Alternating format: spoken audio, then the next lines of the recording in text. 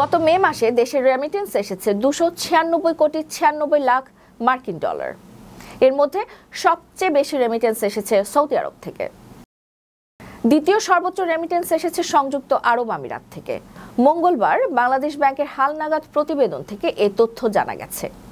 প্রতিবেদনে কেন্দ্রীয় ব্যাংক জানায়, সৌদি প্রবাসীরা মে মাসে রেমিটেন্স পাঠিয়েছে 53 কোটি 33 লাখ 60 হাজার মার্কিন ডলার।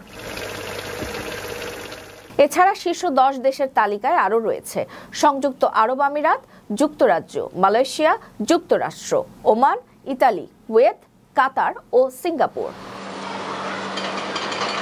এদিকে চলতি জুন মাসের প্রথম 3 দিনে 60 কোটি 40 লাখ মার্কিন ডলারের সমপরিমাণ বৈদেশিক মুদ্রা দেশে পাঠিয়েছেন প্রবাসীরা। দেশীয় মুদ্রায় যার পরিমাণ দাঁড়ায় 7,429 কোটি টাকারও বেশি। মূলত কোরবানি ঘিরে পরিবারের বাড়তি খরচ মেটাতে এখন বড় অঙ্কের রেমিটেন্স পাঠাচ্ছেন প্রবাসীরা। আপনার স্বপ্নগুলো আকাশ ছুবে প্রবাসীর হেলিকপ্টারের মাধ্যমে। বিয়ে, জন্মদিন অথবা যে কোনো বিশেষ প্রয়োজনে হেলিকপ্টার ভাড়া করতে যোগাযোগ করুন স্ক্রিনে দেয়া নাম্বারে। প্রবাসীর হেলিকপ্টার, নিরাপদ ও সাশ্রয়ী বাহনের বিশ্বস্ত নাম।